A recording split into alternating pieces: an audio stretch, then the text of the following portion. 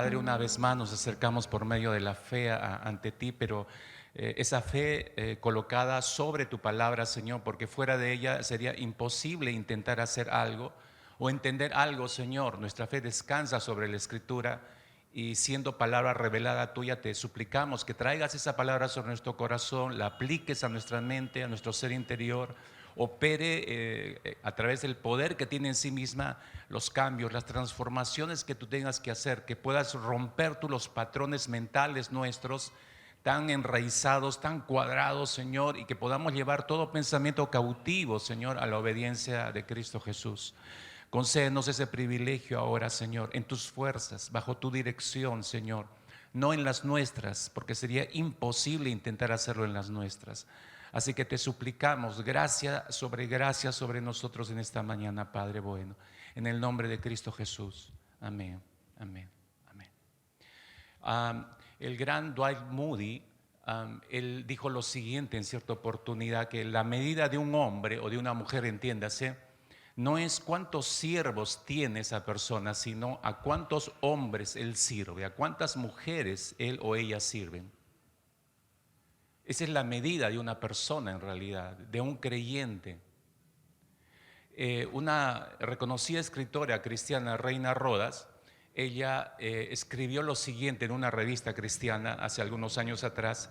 Dijo: la iglesia de Cristo está llamada por Dios a servir a la sociedad en la cual se desenvuelve, y para ello necesita estar informada y capacitada para brindar ayuda a la problemática de su entorno. Es necesario que tengamos ojos abiertos para ver la necesidad y estar dispuestos a correr la milla extra. La iglesia de Cristo está llamada por Dios a servir a la sociedad. Es el diseño de Dios, es la naturaleza de la iglesia. Dios lo hizo así. En este tercer tema que estamos entrando en esta mañana, nos da el vistazo del Rey Divino, Cristo hecho siervo. Y yo decía hace un instante, una faceta del Señor que nadie esperaba, los seres humanos menos. Mucho nos llama la atención, poderosamente la atención, lo que nos muestran los evangelios de Cristo. Hay varias cosas que vemos y nos dejan boquiabiertos, nos dejan sorprendidos, gratamente sorprendidos.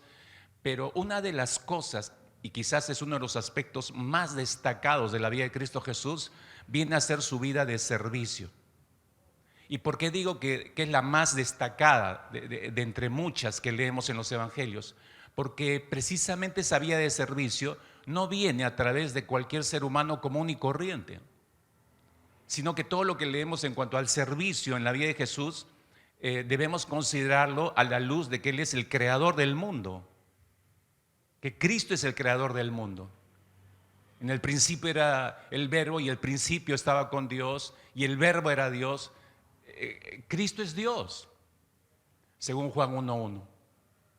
Y lo que nos sorprende es que el Dios creador está puesto de rodillas ante hombres comunes y corrientes y declarados como enemigos de Dios, y les está lavando los pies. Encaja esa escena en su mente, en la lógica humana, en el entendimiento humano, encaja ese cuadro de servicio. Cuando pensamos en el Dios de todo el universo, aquel que sustenta todo con el poder de su palabra, dice el capítulo 1 de Hebreos, refiriéndose a Cristo Jesús, es capaz de arrodillarse y es capaz de lavar los pies de sus discípulos. Eso es algo que va mucho más allá de la mente y del entendimiento humano, hermanos. Y nos tomaría todo el resto de esta vida, de este lado de la gloria, para intentar entender algo y llegar a comprender algo, porque nunca llegaremos a entender la totalidad. Y la muestra de que no llegamos a entender la totalidad es que nunca vamos a terminar haciendo el ejemplo que Él nos dejó.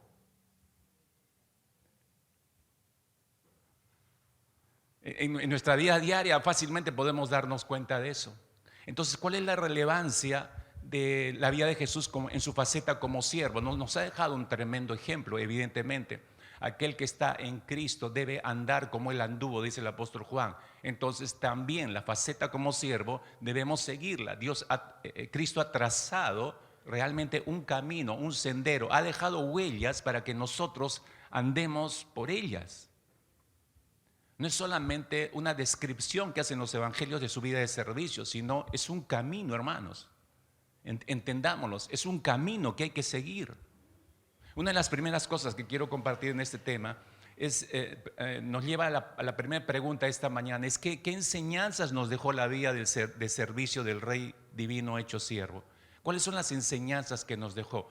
Si regresamos a este pasaje que leyó nuestro hermano Guillermo en Juan capítulo 13, descubriremos allí las enseñanzas principales, al menos, que nos van mostrando esas huellas que nosotros tenemos que seguir. Espero que esté conectada a su mente, ¿no? Es decir, si somos de Cristo Jesús, hay huellas que seguir. ¿Cuál huellas? Las de Cristo Jesús. ¿Por qué? Porque yo soy un discípulo de Él. Y los discípulos siguen las huellas del Maestro. Y los discípulos siguen las huellas de ejemplo, de servicio. Para eso ha dejado los evangelios notar ese sendero, esas huellas por las cuales debemos transitar en el tema del servicio, hermanos. Y más que nunca hoy, no solo en la coyuntura que estamos viviendo, sino en lo que vive en la coyuntura mundial, ya para alargarla a todo el mundo, hay una actitud de servicio a los demás. No, hermanos. Es lo que más escasea en realidad entre las naciones. Es lo que más escasea en el mundo entero. Por eso las guerras, las batallas, los constantes conflictos, las quejas de nación contra nación, los desacuerdos, las guerrillas, las guerras, los cuadros de terrorismo, la corrupción, todo habla del corazón del ser humano que mira hacia adentro de sí, no mira hacia los intereses de los demás.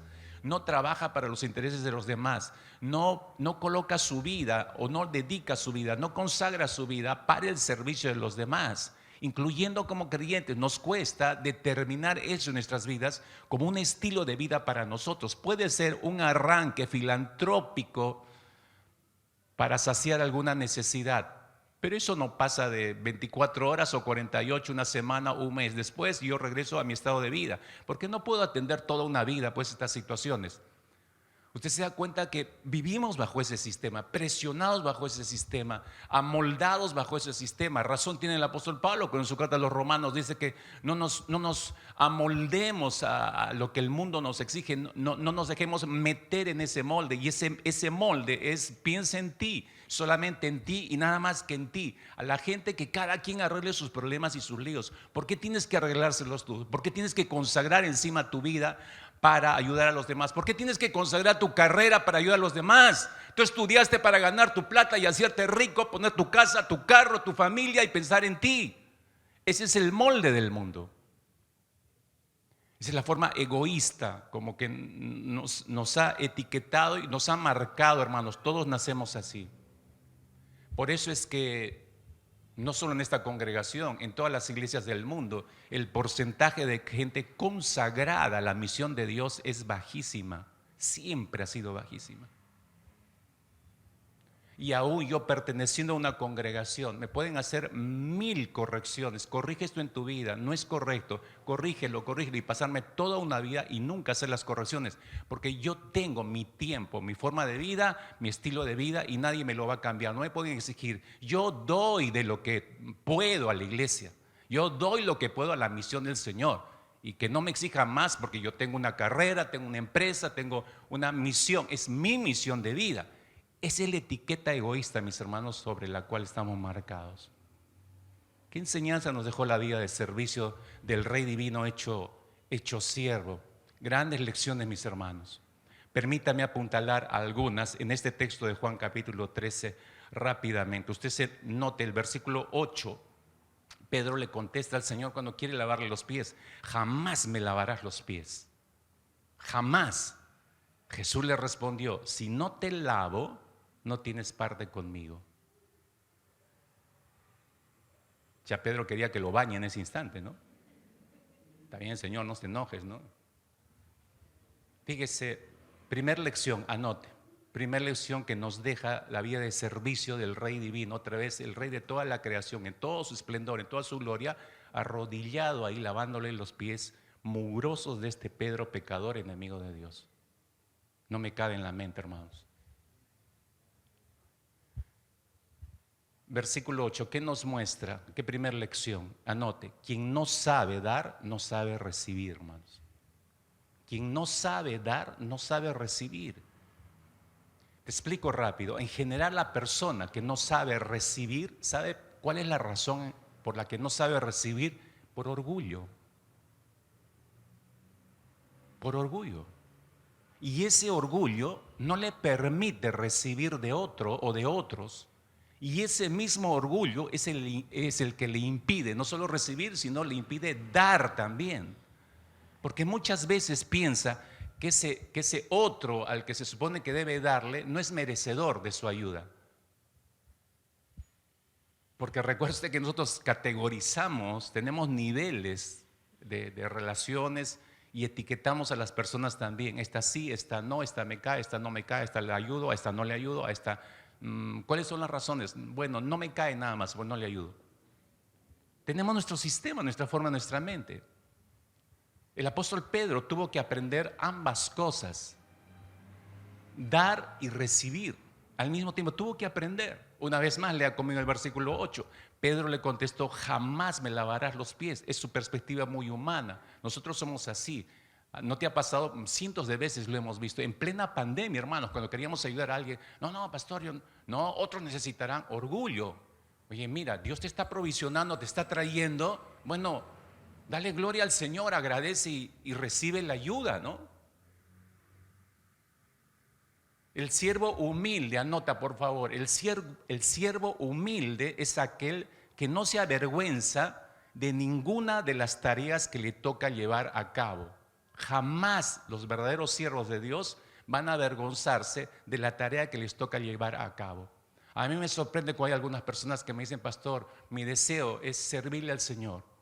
Y antes que yo diga nada, me dicen: pastor, aunque sea, póngame a limpiar los baños de la iglesia. Lo voy a hacer porque es para mi Señor. Déjeme servir.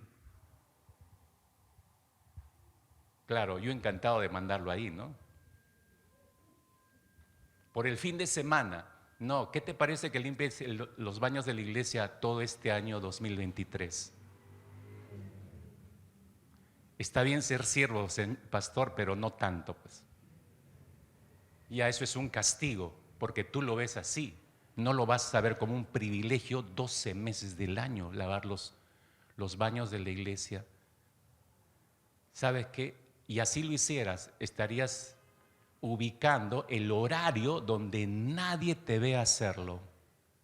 No porque quieres hacerlo para la gloria de Dios, sino porque no quieres que nadie te vea por causa de vergüenza y orgullo. A propósito, me acordé, necesitamos un equipo que lave los baños todo este próximo año. ¿Hay alguien que se ofrezca? ¿Te das cuenta?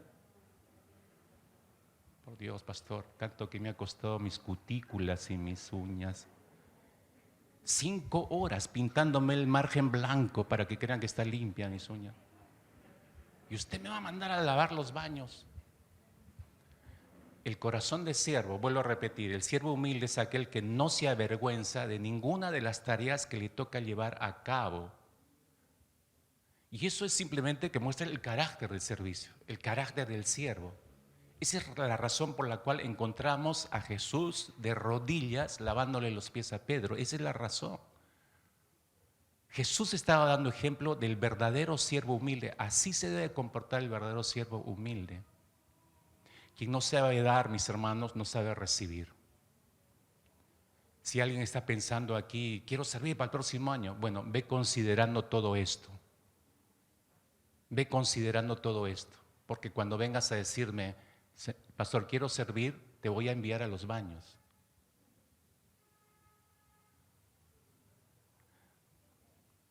Quisiera tomarles una foto a la cara que están poniendo en este instante y mostrarla acá a todos para que vean las expresiones así de terror, ¿no? Y una cosa, nadie se va a acercar a pedirme servir, es lo más probable. Después de esto. Segunda enseñanza que nos deja el Señor, ahí de rodillas, lavando los pies mugrosos de enemigos de Dios. Versículo 5. Luego echó agua en una vasija, un lebrillo, y comenzó a lavar los pies de los discípulos y a secárselos con la toalla que tenía ceñida. Hermanos, la humildad no es señal de debilidad, tenemos que entender eso. En el servicio, la humildad no es señal de debilidad. a nivel de la sociedad, usted sabe, y creo que entiende bien esto, siempre se ha visto la humildad como una condición de debilidad.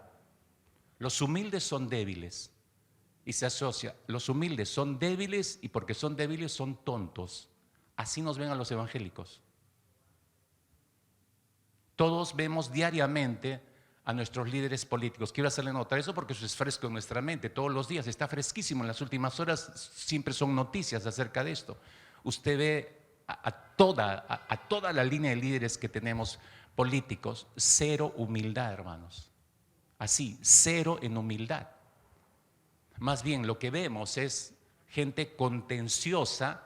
¿Y por qué se gritan y se tiran y se agreden y viene por la espalda y qué sé yo, ¿no? Y todavía se llama pasión, ¿no? No, esa es pasión, dice. No, esa no es pasión. No. Eso muestra el corazón, el carácter. Cero humildad, mis hermanos. Más bien, ¿sabe usted por qué son contenciosos? Porque están queriendo probar algo. Están queriendo probar que ellos tienen la razón. Pero detrás de esa perorata, de esa batalla, de esa lucha agresiva de que quieren probar que ellos tienen la razón, en realidad esa es la máscara que oculta la verdad.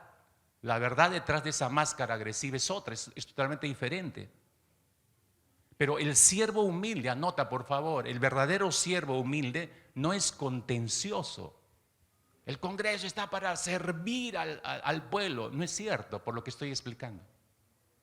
Por eso le hago notar el contraste. El verdadero siervo no es contencioso. ¿Por qué? Porque nunca tiene nada que probar. Los verdaderos siervos de Dios no tenemos nada que probar. Yo estoy en Cristo, estoy saciado, Él me mandó a una misión. ¿Qué tengo que probar? No tengo que probar a nadie nada, hermanos. El verdadero siervo de Dios por eso no es contencioso. O sea, no intento a través de la pelea y la lucha tratar de probar mi valía, tratar de probar que el Señor me llamó. No. Para nada, ¿no? Repito, el verdadero siervo de Dios nunca tiene nada no es contencioso porque no tiene nada que probar y nada que ocultar, por cierto. No es una mascarada, ¿no? No hay nada que ocultar. En realidad, si usted no sabía, la palabra humildad significa más bien fortaleza bajo control. Eso significa la palabra humildad, fortaleza bajo control. Y Jesús es el mejor ejemplo de lo que esto significa. Una vez más, lea conmigo el verso 35 y se va a dar cuenta. Echó agua en una vasija, el Dios de toda la creación, el Rey divino, ante el cual toda rodilla se doblará y no hay nadie que no va a confesar su nombre. Está echando agua en una vasija y comenzó a lavar los pies de los discípulos y a secárselos con una toalla que tenía ceñida. Dígame si esto no es señal de humildad, pero no de debilidad.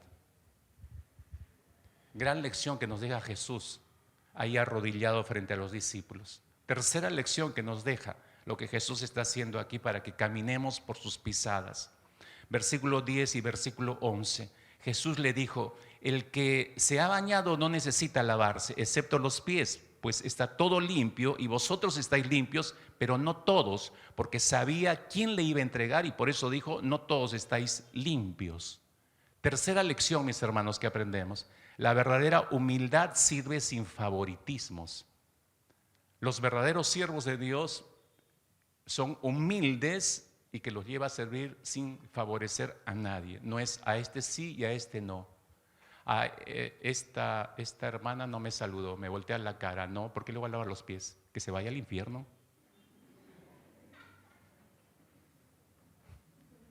No me saluda, me voltea la cara cuando entro.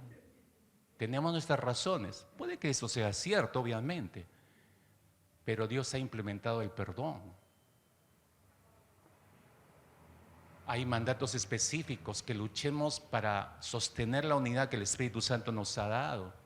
El que no ama a su hermano, entonces no tiene el amor de Dios. Esta tarde, al propósito, vamos a ver, parece sencillo leer la lectura en Primera de Juan, pero es complicada, mis hermanos, en cuanto a profundidad. La verdadera humildad sirve sin favoritismos, hermanos.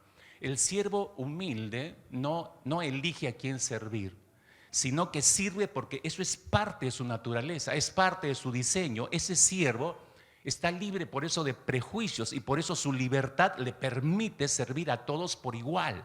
Porque es libre, entonces no hace distinción de personas. Porque valora esa libertad, entonces considera este hermano, esta hermana, aún este que me hirió, este que me ofendió, este que me apedreó muchas veces, este que me apuñaló, le debo lavar los pies porque le debo amar igual. Mi amor debe ser igual, sin favoritismos. Entonces, si mi amor es igual para con todos, mi servicio para con todos debe ser igual. Toda la vida de Jesús fue un ejemplo de lo que esto significa, mis hermanos. Por eso lo escuchamos en la cruz, insultándole, escupiéndote, a ver, bájate y qué sé yo, y a ver, que tú que dices que destruyes el templo en 3 días y lo levantas, a ver, pues bájate, bájate. Padre, perdónalos. Padre, perdónalos porque no saben lo que hacen. ¿Por qué él llega a ese nivel? Es el siervo sirviendo hasta el último segundo. Lo están matando y él sigue sirviendo. ¿Lo entendemos? Aquel que está en Cristo debe andar como él anduvo. Cuarta lección que nos deja este texto, versículo 14. Pues si yo el Señor, ¿qué tal la aclaración que hizo el Señor acá? Si yo el Señor y el Maestro os lavé los pies, vosotros también debéis lavaros los pies unos a otros. Cuarta lección, hermanos, que aprender aquí. Para servir no hay grado ni posición. ¿Me escuchó? Para servir no hay grado ni posición. El más maduro en la fe, mis hermanos, es quien debe dar el ejemplo siempre. ¿Me oyó? El más maduro en la fe debe dar siempre el mejor ejemplo. Así que los hermanos que se vanaglorian usando la cantidad de años que tienen en la fe, ustedes deberían ser los primeros en dar ejemplo a los nuevos, recién bautizados, ejemplo de servicio, de compromiso en la iglesia. ¿Y a quién encuentran los nuevos bautizados en primera línea sirviendo? A los más antiguos, ni los conocen. Para vergüenza nuestra, hermanos, ni los conocen. Pero sí, cuando se trata de algún interés, sí, yo tengo 40 años en la iglesia, exijo, es mi derecho, pastor. Sí, pero ¿sirves?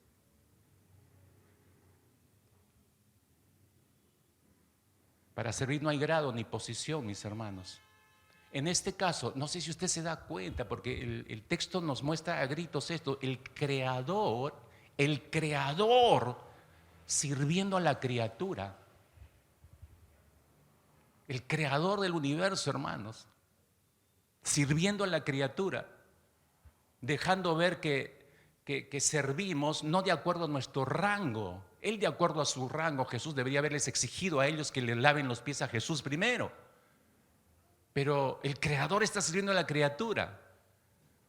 Jesús no está ajustado a grados ni a posiciones, sino Él está ajustado a la voluntad de Dios, a la voluntad del Padre. El Padre lo envió a ser siervo y Él vino a servirnos. Dios se hizo hombre y luego se hizo siervo, y de ese hombre hecho siervo fue para glorificar al Padre. Nuestro servicio siempre va a terminar glorificando al Padre. Cuando nosotros servimos sin tomar en cuenta grados ni posiciones, entonces estamos sirviendo igual que Jesús, estamos glorificando al Padre. Pues si yo, el Señor y Maestro, lavé los pies, vosotros también debéis lavaros los pies unos a los otros. Está mandando algo el Rey de Reyes y Señor de Señores. Quinta enseñanza que podemos arrancar de este pasaje, versículo 15. Dice, porque os he dado ejemplo, dice Jesús, para que como yo os he hecho, vosotros también hagáis. Esto ya es contundente. Porque si en el versículo anterior, el versículo 14, ya está diciendo esto, lo enfoca desde otro ángulo, ¿no? ¿Desde cuál ángulo? Y esta es la enseñanza en este versículo 15. Jesús espera que sirvamos como Él sirvió. Siempre le va a esperar que sigamos sus pisadas. A veces nos chuequeamos, nos vamos por otro lado. Como a veces yo digo, cada quien tiene su propia eclesiología. También cada quien tiene su propia definición de servicio. Y la mayoría de definiciones que tenemos de servicio en nuestra mente, lamentablemente, no se ajustan a la Escritura. Se ajustan a tradiciones, hábitos, mala enseñanza, malos ejemplos que yo voy tomando, y todo eso lo amalgamo y formo mi propia concepción de servicio. En vez de ir directamente a la palabra, en vez de ir a textos como estos y aprender de Jesús. Si dice Juan que si yo estoy en Cristo debo andar como Él anduvo, entonces ¿cuál es el ejemplo que tengo que buscar? ¿El de mis amigos? ¿El de mi grupo? No, tengo que ir de frente a las Escrituras. Jesús, ¿cómo tú serviste? Ya, ese es mi modelo.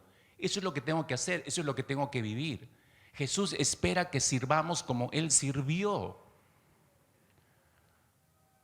Supongo que la mayoría de ustedes está ya haciendo sus chequeos, sus cálculos, sus evaluaciones para el próximo año. Están pensando servir a alguno de ellos. Qué bueno que el Señor nos hable en esta mañana acerca de su vida de servicio, para que se completen nuestros planes, para que ajustemos en todo caso nuestros planes a la forma en que Jesús sirvió. Sexta y última lección en este pasaje, versículo 17. Si sabéis esto, dijo Jesús, si sabéis esto, seréis felices si lo practicáis. Si sabéis estas cosas, bienaventurados, felices, seréis si las hiciereis, ¿no? Sexta lección, el gozo, mis hermanos, y las bendiciones del creyente dependen de su vida de servicio. Anote bien esto porque esto hay que reflexionarlo seriamente. El gozo y las bendiciones del creyente dependen de su vida de servicio. Se atribuye esta frase a Teresa de Calcuta. Ella dice, no me consta que ella fuera la que dijera esto. El que no vive para servir, no vive, ¿cómo es? Usted lo conoce, ¿no? Entonces, vaya y haga lo mismo. Podemos conocer muchas máximas en ese sentido, pero mi vida refleja ese entendimiento, lo entendí, ahora sí, lo comprendí. Debo servir porque tengo que hacer algo. Ojo, eso es importante, no es porque tenga que hacer algo para Dios. Recuerda que el Señor no ve lo que haces en el exterior, sino primero ve el estado de tu corazón, la motivación, la actitud por la que quieres hacer eso. ¿Por qué quieres servirme? Dice el Señor. ¿Por qué? ¿Para tu gloria? ¿Para tu satisfacción? ¿Para que otros te vean? Porque quieres ganar un poco de reconocimiento, para hacerte notorio, porque nadie se da cuenta, eres la persona invisible en la iglesia y quieres ser notorio, traer el servicio. Hay varias motivaciones erradas, mis hermanos, que tenemos que revisar. El gozo y las bendiciones del creyente dependen de su vida de servicio. No pasemos por alto esta última frase, ¿no? En este versículo 17, si lo practicáis. Si sabéis esto, seréis felices si lo practicáis. No sé si se están dando cuenta, Jesús empieza por lo cognoscitivo y termina por lo práctico. Porque no es suficiente saber. Varios de ustedes tienen cuánta información acerca del servicio, mis hermanos. Deben tener un montón de información. Pero no se trata de la información almacenada en la mente. Si sabéis esto, ok, perfecto, lo sabes. Ahora pasa a hacerlo, pues vas a ser feliz, bienaventurado, si lo practicas. No es que se quede ahí nada más en tu mente. Esa es la gran diferencia. Y de eso depende tu gozo. Por eso algunos creyentes no tienen una vida de gozo. Es una vida de angustia, de preocupaciones, porque no estás viviendo para la misión de Dios, es decir, para el servicio de Dios. No estás viviendo para los demás. En realidad, escucha por favor, Cristo nos compró no para nosotros, nos compró para los demás. Ya, suficiente, pastor, ya lo entendí, me alegro, pero pasa del entendimiento a la práctica. Ahora, segunda pregunta que respondemos en esta mañana. Entonces, a la luz de esto, ¿no? A la luz de estos pasos que ha dejado el Señor como ejemplo para nosotros, ¿qué actitud o qué actitudes debemos tener para seguir el ejemplo de servicio del Señor? ¿Qué actitudes? Hace un instante yo hacía mención a la actitud, a revisar nuestra actitud. ¿Qué actitudes debemos tener? Yo quiero pasar de este pasaje a otro, en Lucas, Evangelio de Lucas, si retrocede en su Biblia, capítulo 22, para tomar esa experiencia de Jesús en el huerto de Getsemaní. Capítulo 22, a partir del versículo 39 hasta el versículo 46, que es el momento crucial donde Jesús va a orar al huerto de Getsemaní y horas después iba a ser aprisionado y horas después iba a ser crucificado. Quiero tomar esa experiencia de Jesús ahí postrado en el huerto de Getsemaní porque ahí ves actitudes. Todas las actitudes que voy a compartirle están ahí en Jesús. Otra vez, si quieres corregir tus actitudes, aprendamos de las actitudes de Jesús. Dice el verso 39, y saliendo se fue como solía al monte de los olivos, y sus discípulos también le siguieron. Cuando llegó a aquel lugar les dijo: orad que no entréis en tentación. Y él se apartó de ellos a distancia como de un tiro de piedra, y puesto de rodillas oró diciendo: Padre, si quieres pasa de mí esta copa, pero no se haga mi voluntad sino la tuya. Se le apareció un ángel del cielo para fortalecerle, y estando en agonía oraba más intensamente. Era su sudor como grandes gotas de sangre que caían hasta la tierra. Cuando se levantó de la oración y vino a sus discípulos, los halló durmiendo a causa de la tristeza. Cuando leo ese último versículo le digo: gracias, Señor, porque yo pensé que a mí nomás se me dormían. Resulta que a ti también se te dormían. ¿Qué actitudes? Porque quiero ver las actitudes de Jesús aquí. Entonces yo podré corregir a la luz de sus actitudes mis actitudes. ¿Qué actitudes debemos tener para seguir el ejemplo de servicio? ¿Cómo quiero que mi servicio mejore el próximo año? Tengo que revisar mis actitudes. Y le aseguro que el próximo año vamos a revisar fuertemente nuestras actitudes, hermanos. Fuertemente. Y si esto nos tiene que tomar todo un año, que nos tome todo un año, hermanos. Que nos tome todo un año para corregir todas nuestras actitudes. Así que toma nota de esto, por favor. Voy mencionándote la primera actitud que vemos en Jesús, allí en el huerto de Getsemaní, versículo 41. Mira a Jesús postrado. Él se apartó de ellos a distancia como de un tiro de piedra y puesto de rodillas, dice. Puesto de rodillas oró. Primera actitud, número 1, una actitud de humildad y una mente obediente, notamos en Jesús. Una actitud de humildad y una mente obediente. Te explico.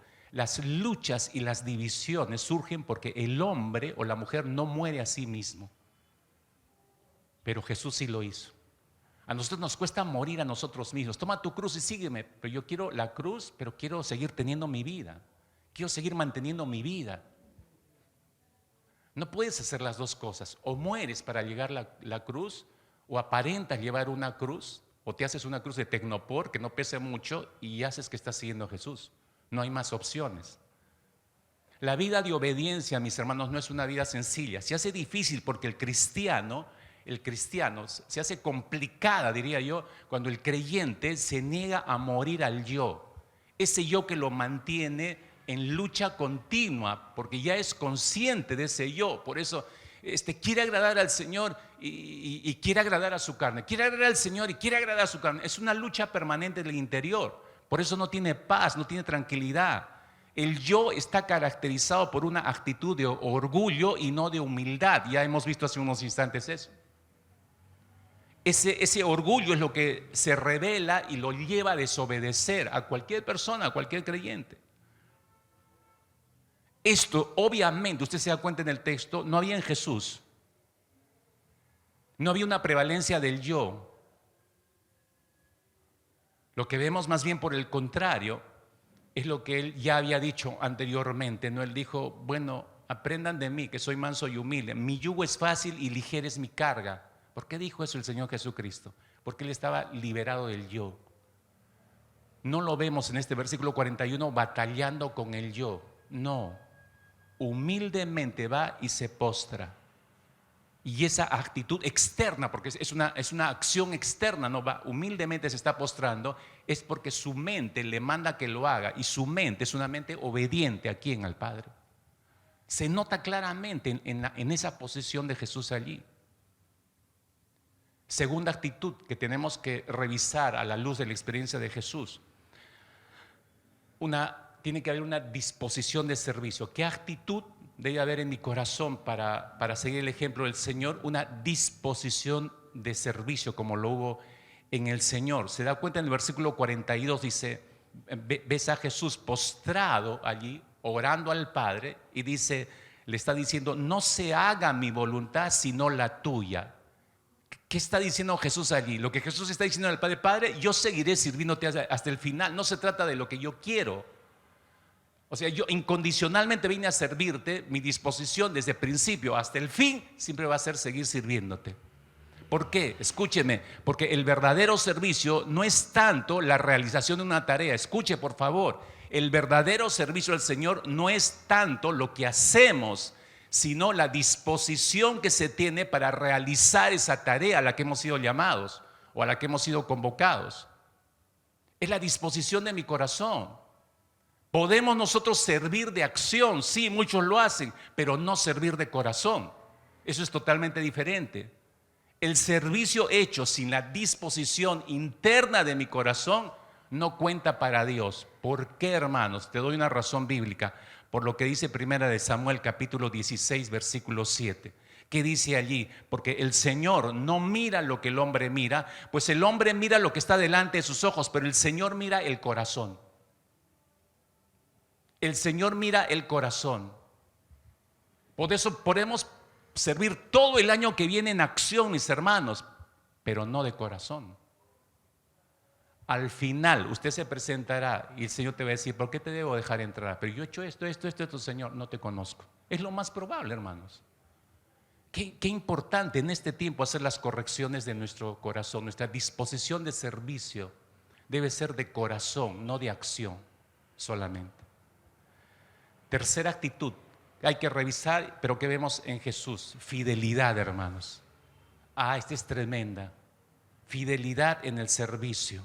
Fidelidad en el servicio. Ves a Jesús en el huerto de Getsemaní, versículo 44, dice: estando en agonía, oraba más intensamente, dice. Estando en agonía, oraba más intensamente. ¿Para qué oraba intensamente el Señor? Para que su fidelidad no decaiga bajo ninguna circunstancia. Él quería seguir siendo fiel hasta el final. La fidelidad, mis hermanos, es la cualidad de honrar nuestros compromisos y la palabra que damos. Honrar nuestros compromisos y honrar la palabra que damos. Es la convicción de mantenernos, hermanos, en el camino sin distracción, sin mirar hacia los lados, preguntándonos si habrá otro camino u otra forma. No, si Dios nos mostró que este es el camino, si Dios nos mostró este es el ministerio, yo tengo que ser fiel a este hasta que el Señor me mueva, no hasta que se me acabe la emoción. Ya no me gusta, ya no quiero, me voy a otro sitio, me regreso a esta zona, me voy a este ministerio. Yo me muevo, no es que me mueve el Espíritu del Señor. La palabra de los talentos, si bien recuerdas, en Mateo capítulo 25, a partir del versículo 14 hacia adelante, recuerdas que el amo, cuando regresa y pide cuentas, él felicita al siervo que invirtió bien, ¿te acuerdas? Que usó bien los recursos que el amo le entregó. Entonces, por eso le dice el amo a este siervo, Mateo 25, versículo 21, bien le dice, bien, siervo bueno y fiel. En lo poco fuiste fiel, sobre mucho te pondré, entra en el gozo de tu Señor. ¿Cuál es la palabra enfatizada aquí? Fiel. Fiel, fiel, fiel. Jesús está poniendo en relevancia la fidelidad del siervo.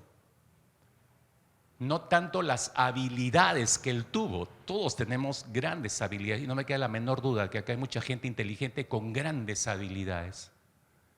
Con grandes habilidades para hacer muchas cosas, acciones. Pero recuerda que el Señor ve tu corazón. ¿Qué es lo que quiere ver en tu corazón? Primero, fidelidad.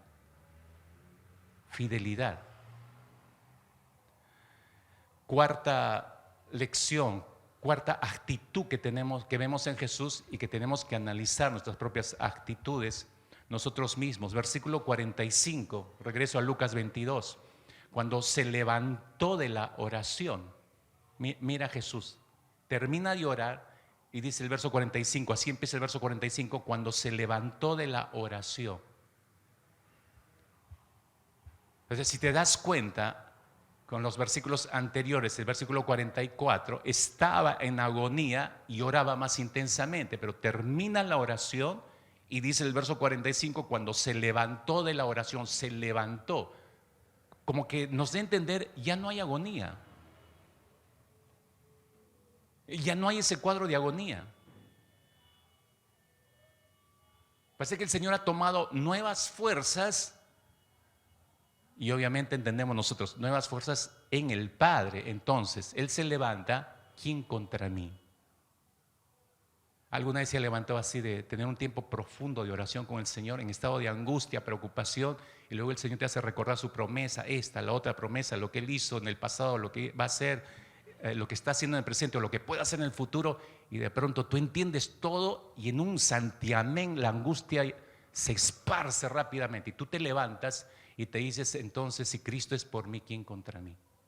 Y sales a enfrentar tu día. No sé si le ha pasado a alguno de ustedes. O soy el único marciano verde con antenas verdes así que habla cosas que no se entienden. Entonces, ¿entiendes lo que le pasó a Jesús? ¿Cuál es la actitud acá necesaria para el servicio, hermanos? Valor. Valor. Es algo que a veces que no se toma en consideración.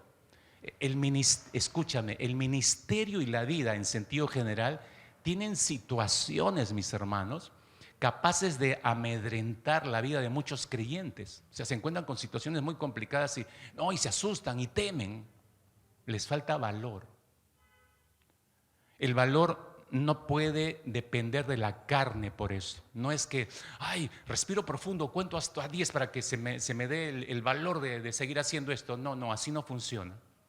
El valor, repito, no depende de la carne. De hecho, la carne más bien nos amedrenta muy fácilmente, gana terreno rápidamente sobre el corazón. Sino más bien el valor, anota esto, el valor es el resultado de tener confianza en Dios. Ahí radica nuestro valor. Es tener confianza en Dios. Tener confianza en Dios diciendo, me voy a confiar en el Señor nada más. No, sí, voy a confiar, pero hay un fundamento para confiar. En este caso, ¿cuál es mi confianza? Romanos capítulo 8, versículo 31. Ese es el depósito, ese es el fundamento de mi confianza. Si voy a decir que voy a tener confianza, entonces tengo que recordar lo que dice este texto. No, si Dios es por nosotros, ¿quién contra nosotros? Si Dios es por mí, yo tengo que creer eso. Y esa actitud, obviamente valiente, debe ser reforzada con 2 Timoteo capítulo 1, versículo 7, ¿no? Donde dice, porque no nos ha dado Dios espíritu de cobardía, sino de poder, de amor y de dominio propio. O sea, ya tenemos las posibilidades de Dios en nosotros. Pero a veces nos olvidamos de principios como estos que acabo de citar. Sin esa condición, sin esas convicciones, Jesús no hubiera podido enfrentar a Pilatos, no hubiera podido enfrentar a Herodes, incluso no hubiera podido terminar en la cruz, porque su carne le hubiera metido tal miedo que hubiera perdido el valor de ir a la cruz Jesús. Pero no fue así, usted sabe. Ves a Jesús en el huerto de Getsemaní, otra vez, versículo 45, cuando se levantó de la oración, ya no está en agonía. Ya no está en agonía, ha tomado nuevas fuerzas en el Padre y de hecho que está saliendo pensando o diciendo, entonces ¿quién contra mí? Si mi Padre es por mí, entonces ¿quién contra mí? Valor, hermanos. Eres valeroso para enfrentar el ministerio y todo lo que conlleva el ministerio, porque no es un lecho de rosas. No solo por las circunstancias adversas, sino por las personas, los caracteres adversos que uno encuentra. No es sencillo, hermanos. Se necesita valor. Por último, esta experiencia de Jesús en el huerto de Getsemaní nos muestra la mansedumbre de Él, una actitud que tenemos que revisar en nosotros. Cuando digo ser mansos, significa no ser contenciosos, ¿no? Aprended de mí que soy manso y humilde de corazón, dijo el Señor Jesucristo. Cuando tú revisas esta experiencia, ves todo el tiempo que pasó en el huerto de Getsemaní hasta que salió de ves a un Cristo manso. Tan manso que cuando vienen los guardias, Él no reacciona igual como Pedro. ¿Te acuerdas cómo reaccionó Pedro? De frente al ataque, ¿no es cierto? Jesús está en una actitud de mansedumbre. Esto resulta de manera natural cuando nuestro orgullo ha sido aplastado y se ha cultivado la humildad. Cuando uno no cultiva la humildad, uno no puede reaccionar de esa manera, mis hermanos. Y tú debes ir notando eso. Yo voy analizándome en mi interior como un indicativo para mí. Cuando no reacciono correctamente, De hecho, todavía no he llegado al nivel de humildad que debo tener. Debo seguir cultivando la humildad y debo seguir matando más mi carne. Son indicativos que nos indican dónde nos encontramos, mis hermanos. Aprended de mí que soy manso y humilde, dijo el Señor. Entonces, finalmente, mis hermanos, si tenemos el ejemplo de Jesús, esas son las pisadas que tengo que seguir, pero hay una actitud que me demanda el Señor. Ahora, no es que yo vea, en mí no hay buenas actitudes.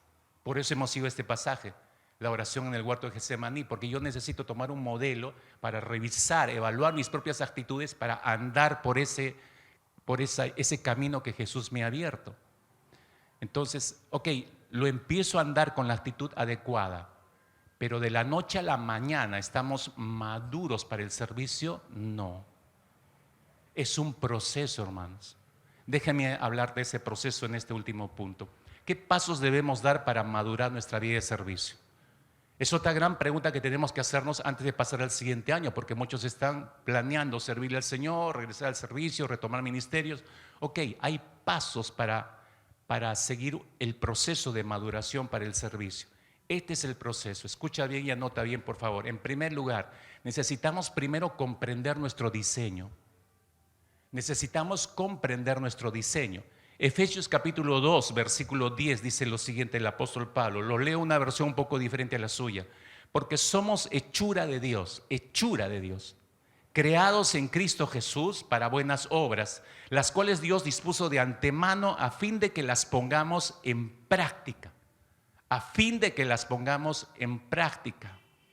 Hermano, hermana, escúchame bien con cuidado. Tú y yo fuimos puestos en esta tierra con un propósito. Anota, ¿cuál es ese propósito? Servir a Dios y servir a tu prójimo. No le demos tanta vuelta a este asunto. Ese es el diseño de Dios. Hemos sido creados, hemos sido redimidos para servir a Dios y servir a los demás. Siempre que sirvas a cualquier otra persona de cualquier manera, verdaderamente estás sirviendo a Dios y estás cumpliendo el propósito para el cual fuiste creado por el Señor. Hermano, no sé si ha dado cuenta, aunque algunos no se han dado cuenta, creo, no estamos aquí en la tierra solamente para respirar, para comer, para ocupar un espacio en esta tierra. No, Dios nos formó individualmente, a ti y a mí, para que hiciéramos un aporte significativo y singular en nuestro paso por esta tierra. Eso significa tener una vida trascendente en esta tierra, porque no vamos a durar mucho aquí, hermanos. Termine de convencerse. No toda una vida va a tener 15 años, no toda una vida va a tener 18, no toda una vida va a tener 30 años. No va a llegar, si algunos llegan a la cúspide de su madurez a los 40 y se van a quedar ahí. No, van a seguir envejeciendo. Todos vamos a seguir envejeciendo, al fin y al cabo. Entonces nuestra vida tiene que tomar otro sentido, pues. Si quiero que mi vida sea realmente trascendente, si quiero dejar alguna huella en mi paso por esta tierra, entonces tengo que entender primeramente esto. Dios me creó y me redimió bajo un diseño suyo. He sido creado, he sido diseñado para servirle a Dios. Dios te redimió, hermano, hermana, para que haga su santa obra. Tú no eres, alguien dijo, tú no eres salvo por buenas obras, sino eres salvo para buenas obras, para hacer buenas obras. Ese es el diseño del reino de Dios. Eso le da un valor significativo a tu vida. Una vez que tú y yo hemos sido salvados, Dios va a usar nuestras vidas dentro de sus planes. Entonces, por eso el Señor tiene un ministerio para tu vida dentro de una iglesia y una misión hacia afuera, hacia el mundo. Tiene un servicio dentro de la congregación y tiene una misión, servicio afuera, hacia el mundo. Es el diseño de Dios. Según de Timoteo, capítulo 1, versículo 9, Pablo le dice a Timoteo, Él es quien nos salvó y escogió para su obra santa. No porque lo merecíamos, sino porque estaba en su plan, estaba en el plan de Dios. Dios nos diseñó, nos salvó, nos escogió para su obra santa, hermanos. No lo olvide.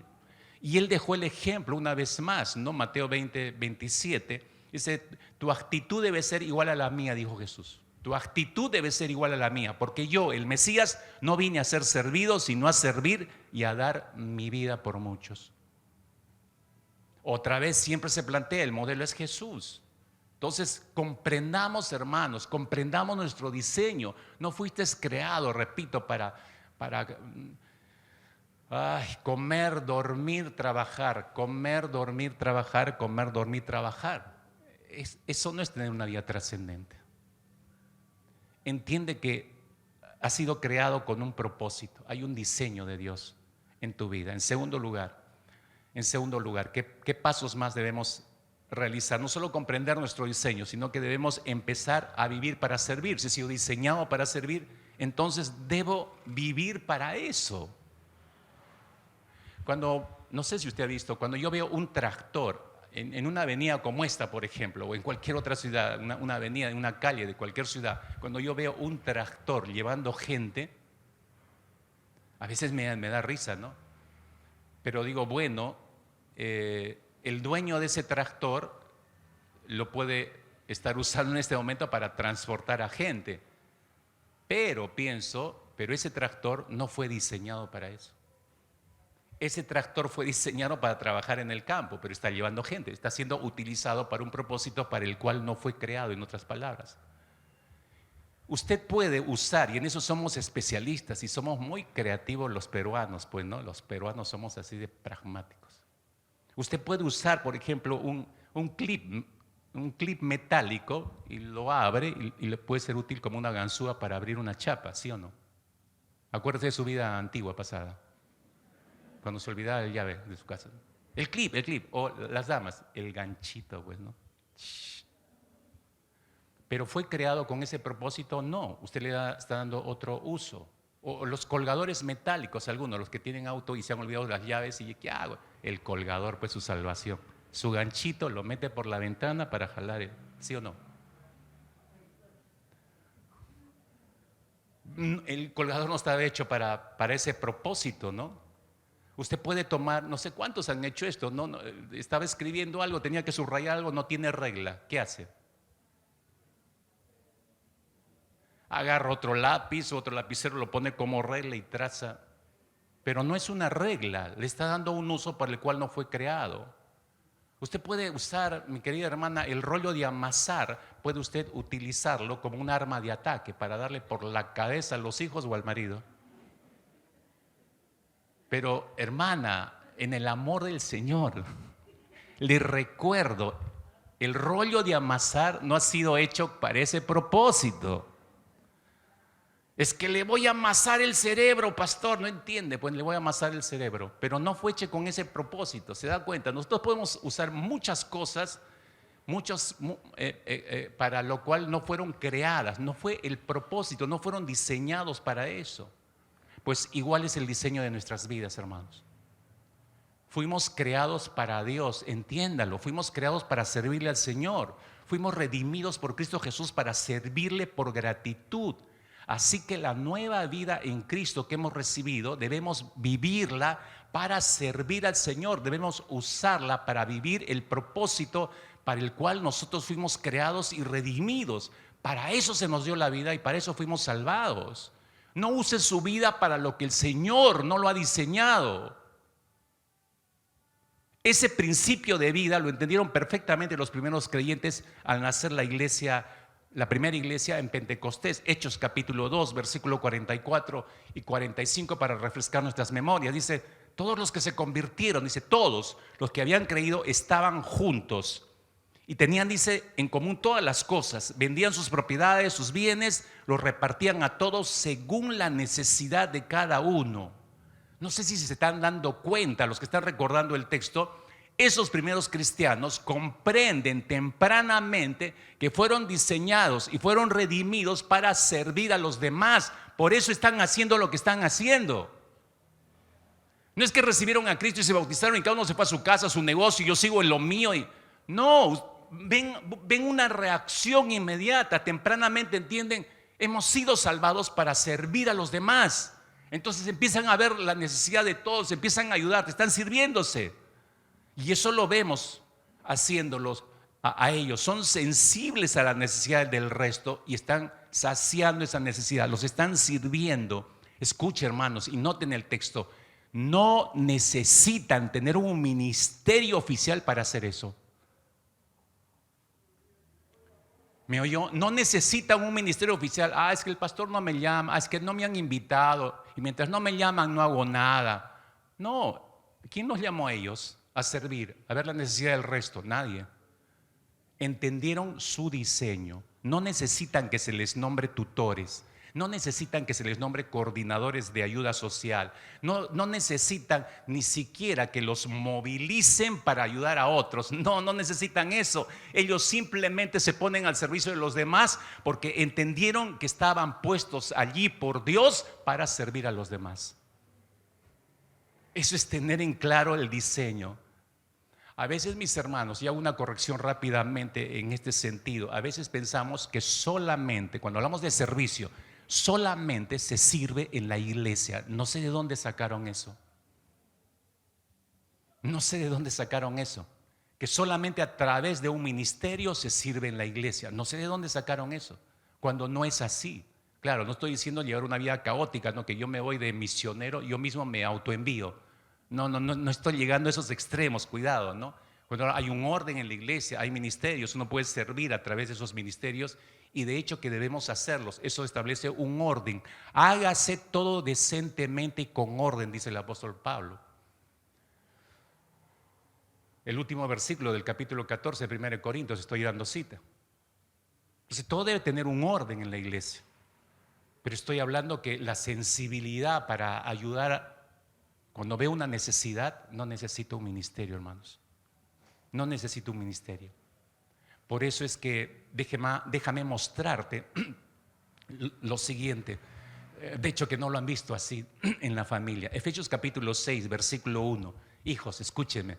Dice: hijos, obedeced en el Señor a vuestros padres, porque esto es justo. ¿Saben, hijos, todos los hijos presentes, ¿saben lo que significa eso cuando Pablo dice esto? Hijos, obedeced en el Señor a vuestros padres, porque esto es justo. Eso significa servir a tus padres. Eso significa servir a tus padres. Porque el obedecer en el Señor a tus padres, el obedecer todos los que ellos te manden, es servirle a tus padres. Si le estás obedeciendo en todo, le estás sirviendo en todo a tus padres. Eso significa el texto. Cuando leemos Efesios capítulo 5, versículo 25, maridos, amad a vuestras mujeres, así como Cristo amó a la iglesia y se entregó a sí mismo por ella, eso significa que debes servir a tu cónyuge y no significa otra cosa. ¿Por qué? ¿Cómo muestras tu amor a tu cónyuge? Pues sirviéndole mejor. ¿Cómo muestras tu amor a tu cónyuge? Sirviéndole mejor.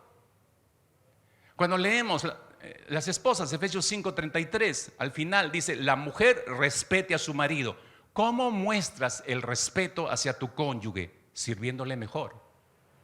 Esa es la manera como muestras tu respeto hacia tu esposo, a tu cónyuge. ¿Te das cuenta? Todo el enfoque de lo que está diciendo el apóstol Pablo acá en Efesios capítulo 5 y capítulo 6 tiene que ver con el servicio. Betsy Sander, una empresaria americana, dijo lo siguiente: el servicio, escucha bien por favor, el servicio no es lo que haces, escucha por favor, el servicio no es lo que haces, sino quién eres. Es una forma de vida que debes llevarlo a todo lo que haces. Repito, y algunos estarán: qué buena frase, está cristiana, y están anotando, ¿no? El servicio no es lo que haces, sino lo que eres. Es una forma de vida que debes llevar a todo lo que haces. ¿Quién dijo eso? Betsy Sander. Es una reconocidísima empresaria americana y no es creyente. Es empresaria. Esta frase que acabo de leer la ha insertado, es parte de un libro dirigido a empresarios. Ella es una coaching especialista en formar empresarios y que surjan sus empresas. Miren cómo usa este principio. ¿Saben por qué lo he compartido?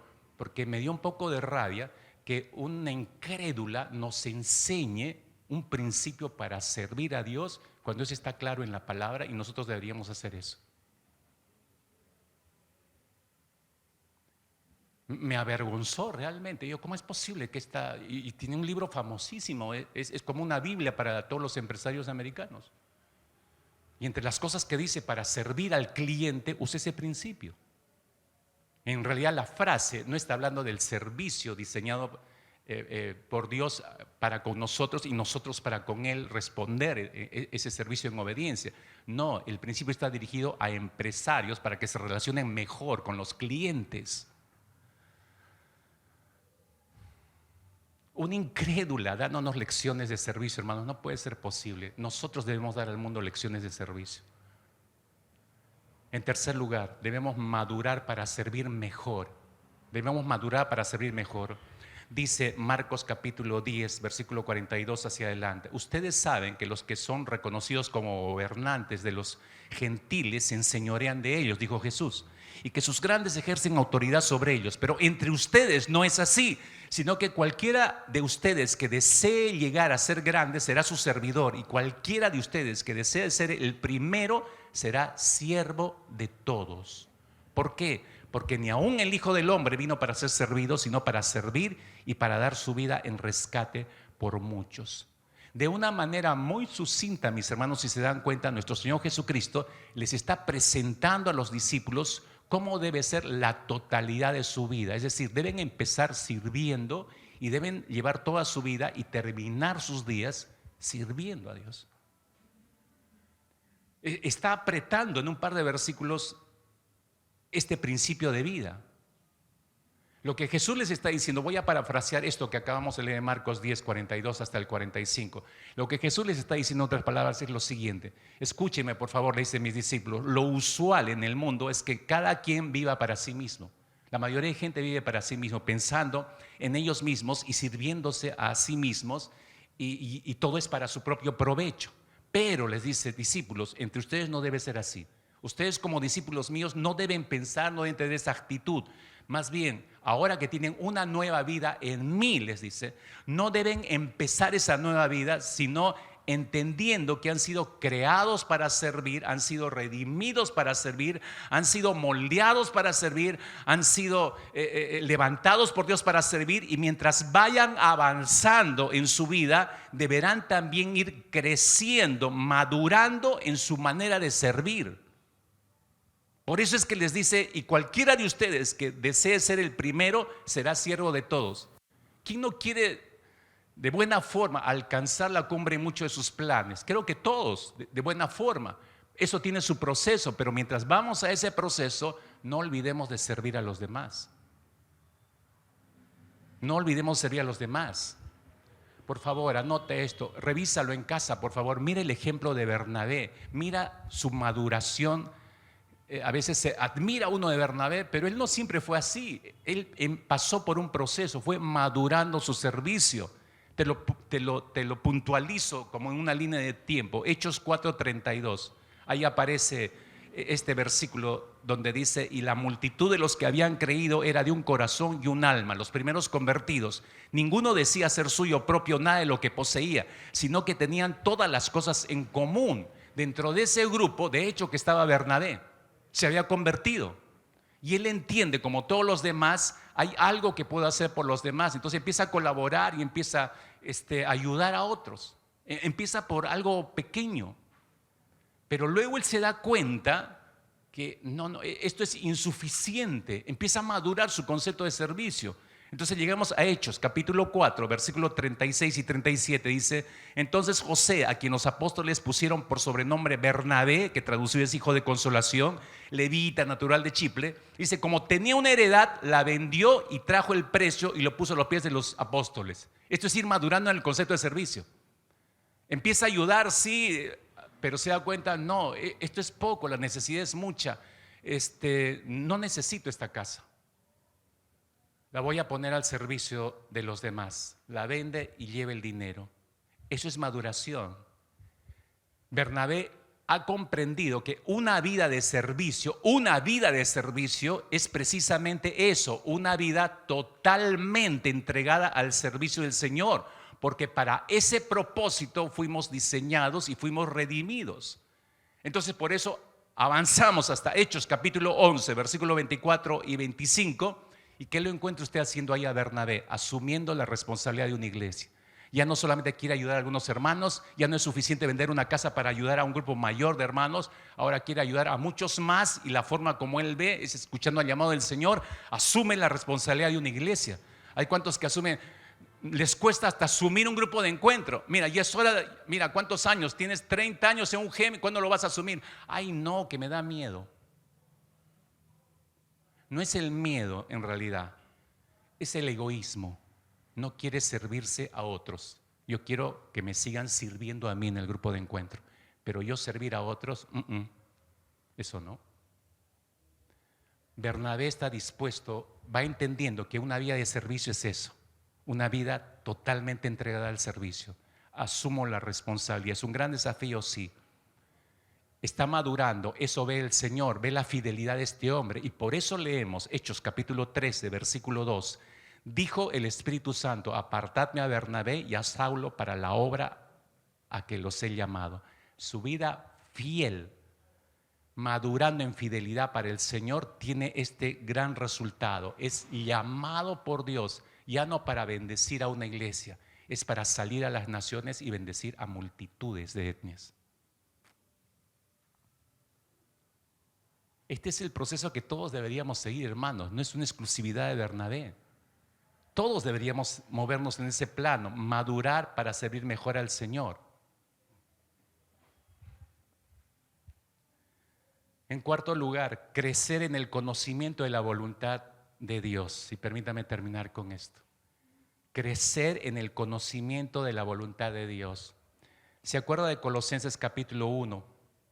Colosenses capítulo 1, versículo 9 y 10. Cuando Pablo está orando por los colosenses, esto es lo que está orando. Dice: para que sean llenos del conocimiento de su voluntad en toda sabiduría e inteligencia espiritual, para que andéis como es digno del Señor, agradándole en todo, llevando fruto en toda buena obra y creciendo en el conocimiento de Dios. ¿Se acuerdan de esa oración de Pablo, no es cierto? Este es el punto, crecer en el conocimiento de la voluntad de Dios. Si yo voy a servir mejor al Señor, no es que yo empiezo a servirle y hago alguito, ya, listo. No, yo tengo que seguir creciendo en el conocimiento de la voluntad del Señor, ¿no? Si usted se da cuenta, estos dos versículos, Pablo nos marca el sendero de nuestro proceso de crecimiento en el conocimiento de la voluntad de Dios en cuanto al servicio. ¿Quiere usted saber más en cuanto al servicio? Crezca en el conocimiento de la voluntad del Señor. Déjame explicarte esto, lo que el apóstol dice, para que crezcamos en el conocimiento de la voluntad de Dios.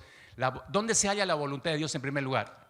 En la palabra, en la Biblia que tiene en sus manos.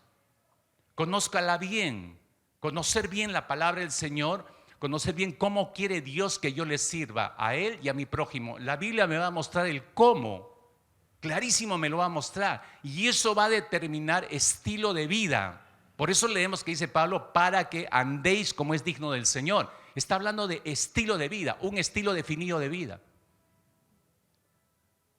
Es decir, un estilo de vida al servicio del Señor va a terminar glorificándolo al Señor. Y si Dios me creó y si Dios me redimió para servir y esa es su voluntad, y si la vivo para ese propósito, entonces, como dice el texto, entonces voy a vivir en ese estilo de vida agradándole en todo, dice el texto.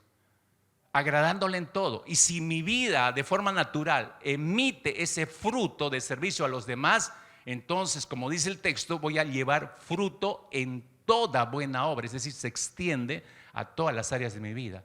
De esa manera termina diciendo en el versículo 10 Pablo: creciendo en el conocimiento de Dios. Cada vez que nos vamos dando cuenta que esta es la voluntad de Dios, mis hermanos, para mi vida, estamos en el correcto proceso de desarrollo y crecimiento. Crecer en el conocimiento de la voluntad de Dios es aprender que mi vida de servicio, la eficiencia que yo voy a tener en mi vida de servicio no depende de mí, descansa en el poder de Dios. Mi vida de servicio, si yo voy a ser eficiente el próximo año, debe descansar en el poder de Dios. Si usted avanza en Colosenses capítulo 1, versículo 28 y 29 de este capítulo 1, terminando ese capítulo, mire lo que dice el apóstol Pablo: a este Cristo anunciamos, corrigiendo, enseñando a todos con toda sabiduría, para que todos alcancen la plena madurez en su vida cristiana, para lo cual también trabajo, entiéndase, sirvo, trabajo, luchando según la potencia. Ahí está la clave, energía en el griego. Energía es el poder, la fuerza para ser eficiente, luchando según la potencia de Él, la cual actúa poderosamente en mí. Quizás el siguiente anónimo nos ayuda a entender por fin cómo es crecer en el conocimiento de la voluntad del Señor y tener una vida de servicio permanente. El siguiente anónimo quizás nos ayude a comprender mejor esto. Este anónimo, no se sabe quién lo escribió, dice así: los ríos no beben su propia agua, se ponen al servicio de los demás. Los árboles no comen de sus propios frutos, sino los dan para el servicio de los demás. El sol no brilla para sí mismo, ni usa sus rayos para calentarse a sí mismo. Los pone al servicio de los demás. Las flores no esparcen su fragancia para sí mismas, sino le esparcen al servicio de los demás. Vivir para otros es la regla de la naturaleza. Nuestra naturaleza es servir a los demás. Hermanos, como yo siempre he dicho esto, la naturaleza no tiene cerebro, tú sí. Tú y yo deberíamos entenderlo mejor, pero miren con qué exactitud, fidelidad y obediencia a la naturaleza lo hace.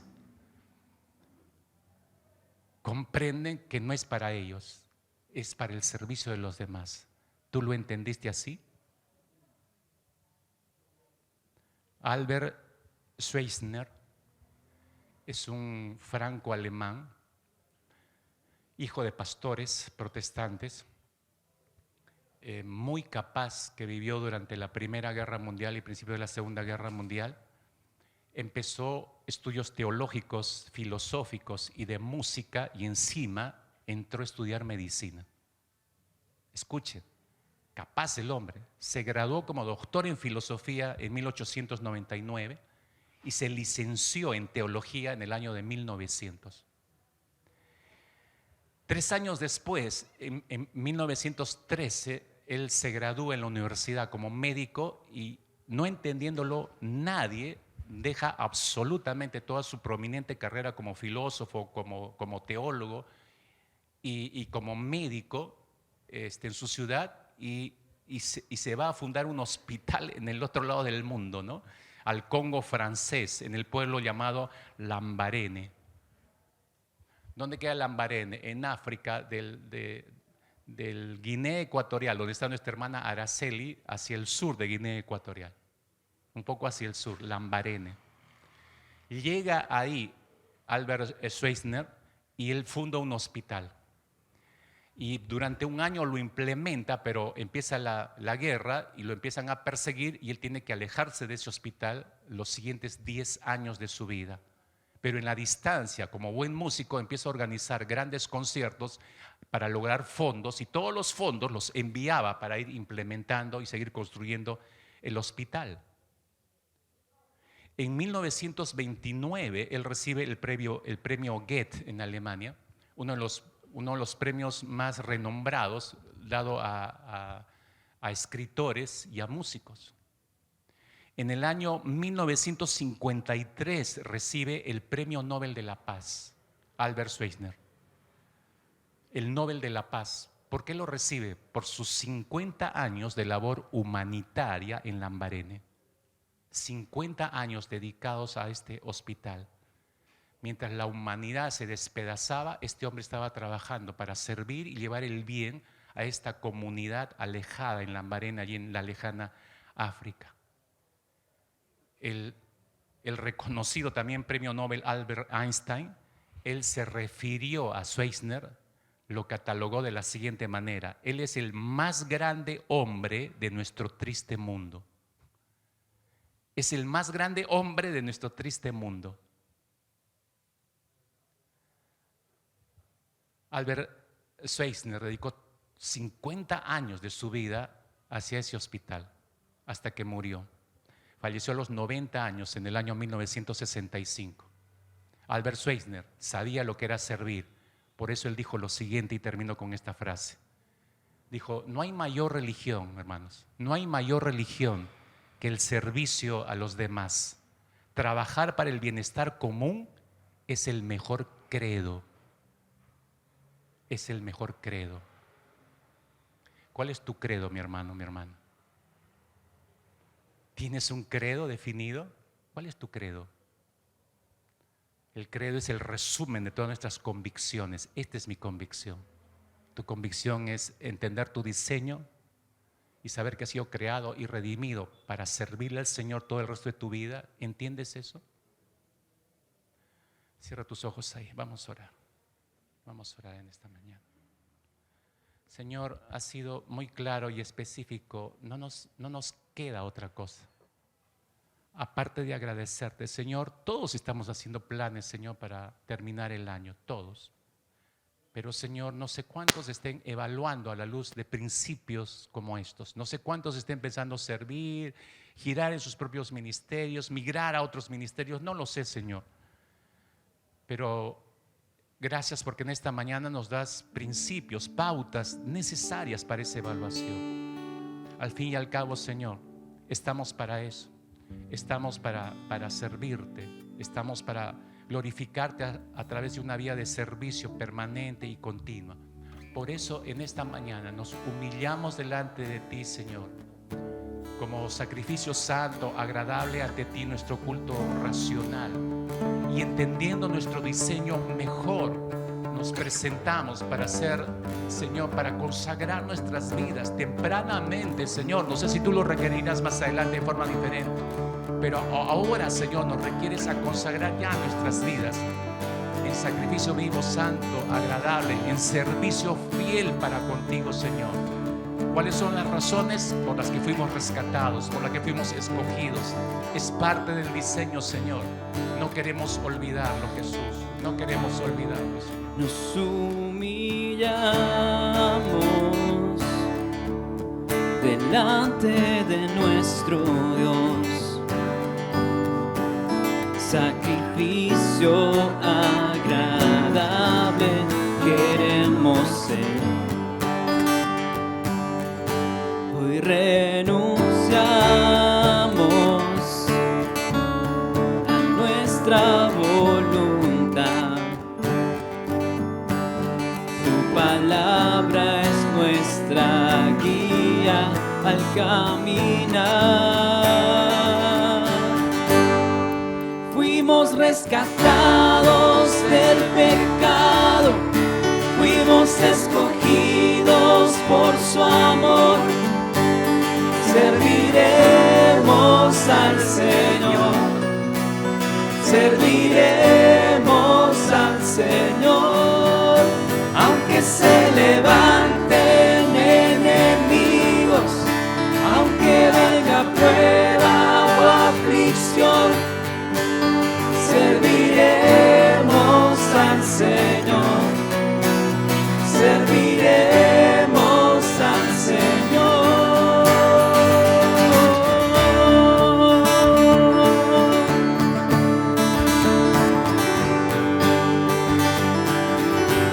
En obediencia,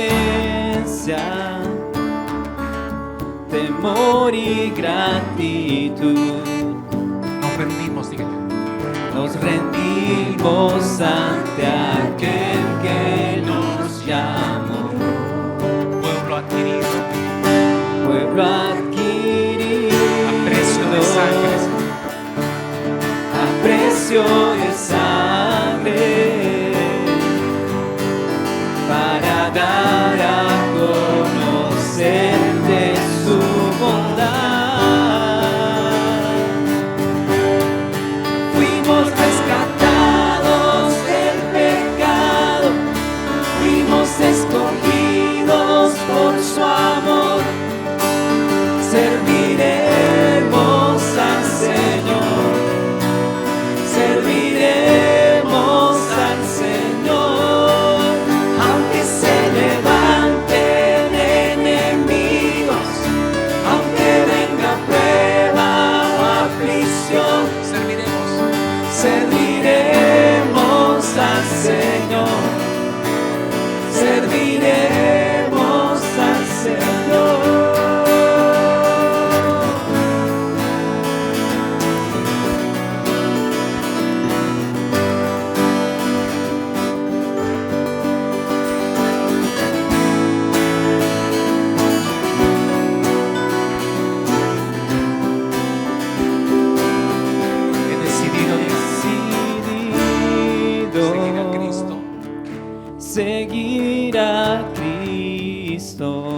conoces puede cantarla. He decidido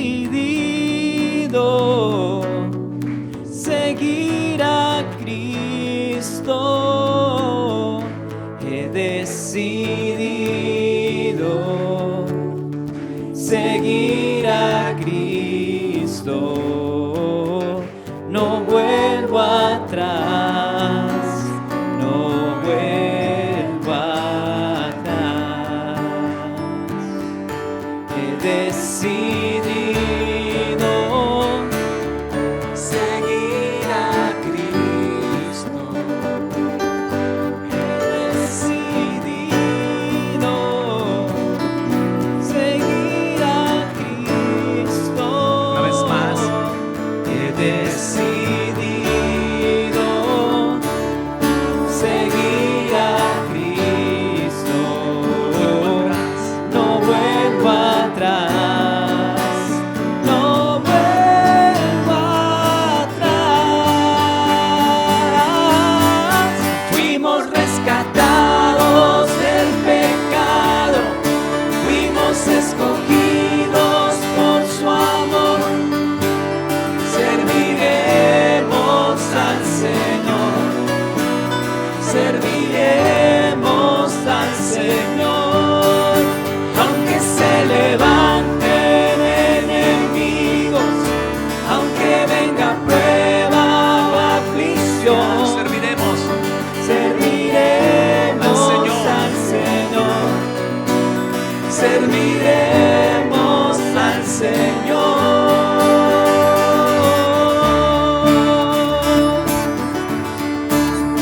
No nos cansaremos, Señor. Cansaremos, Señor, te seguiremos. No desmayaremos, Señor, te serviremos. No desmayaremos, Señor, te serviremos.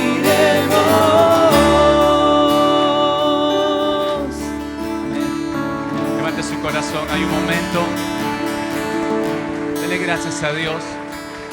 Una vez más, gracias Espíritu Santo por haber traído la palabra al entendimiento nuestro. Gracias Espíritu Santo por habernos guiado hacia toda tu verdad, Señor, en esta mañana. Gracias, porque ahora tenemos todo un fundamento bíblico, toda una riqueza bíblica, Señor, para hacer nuestra propia autoevaluación en nuestra vida de servicio, Señor. Quieras tú que el próximo año realmente asumamos el compromiso, no por asumirlo, sino entendiendo perfectamente nuestro diseño y que para eso nos creaste, Señor. En el nombre poderoso de Cristo Jesús, rogamos por cada familia, Señor, en esta mañana reunida aquí. Oramos por cada uno de tus hijos, de tus hijas, que saliendo de este lugar, Señor, tu Espíritu los motive a seguir reflexionando, a seguir pensando, a seguir evaluando, Señor, con el único propósito de agradarte a ti, de reencontrarse con tu voluntad y terminar glorificándote a ti, Señor. Bendice la obra de sus manos en todo lo que emprendan en esta semana, Señor. Sé propicio para con sus vidas, Padre bueno.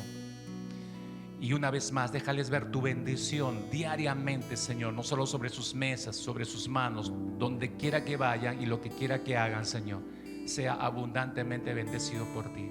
En el nombre precioso de Cristo Jesús. Amén. Amén.